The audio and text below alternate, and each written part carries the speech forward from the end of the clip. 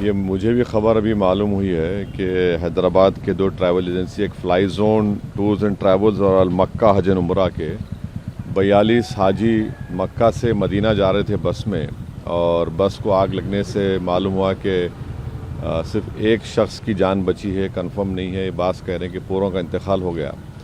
तो मैंने Indian embassy Riyadh में जो DCM है अबू मैथन जॉर्ज साहब से मेरी बात हुई, और उन्होंने मुझसे कहा कि कौंसल जनरल जिद्दा भी और वो ख़ुद इस पर मालूमात हासिल कर रहे हैं और जो भी ज़रूरी कार्रवाई करना है वो करेंगे। और साथ ही साथ मैंने इन तमाम उम्रा पैसेंजर्स के दोनों ट्रैवल एजेंसी से वीज़ा डिटेल्स लेकर कौंसल जनरल ऑफ इंडिया जिद्दा को और DCM इंडियन एम्बेसी रियाद को और साथ ही साथ फॉरेन सेक्रेटरी को मैंने ईमेल किया है।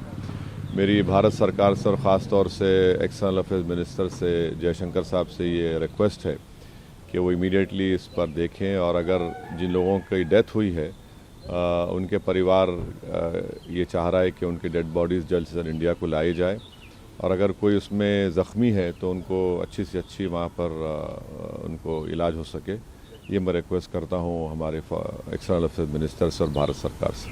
सर, दिल्ली में अभी हाल ही में जो ब्लास्ट हुआ है, मुफ्ती जी कह रही हैं कि भारत बता रहा है कि कश्मीर कितना सेफ़ है, लेकिन दिल्ली के में जो ब्लास्ट हुआ है दिल्ली भी अब सेफ़ नहीं है। जो केंद्र की पॉलिसीज़ है वो पॉलिसीज़ ऐसे है कि कश्मीर नहीं, दिल्ली भी अब देखिए, वो मेरा मानना ये है कि जो टेररिस्ट एक्शन दिल्ली में हुआ, अब तो NIA ने कहा कि सुसाइड बॉम्बर था, हम उसका कंडेम करते हैं।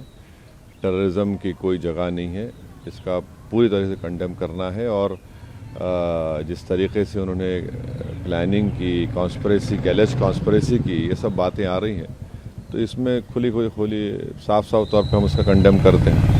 सर, इसी पे कश्मीरी मैन को भी अरेस्ट किया गया है NIA के थ्रू, जिसने बॉम्ब को वहाँ प्रोक्योर करवाया था। जो भी है, अब तो इन्वेस्टिगेशन चल रहा है, तो आप और हम कोई कंक्लूजन पर नहीं आ सकते। मगर ये जो इंसिडेंट हुआ दिल्ली में जिसमें 10 लोगों की मौत हुई, फिर अनफॉर्चुनेटली नौगाम में भी वो जो एक्सप्लोजिव रखे थे वहाँ पर भी पुलिस स्टेशन में ब्लास्ट हुआ, उसमें भी लोगों की मौत हुई।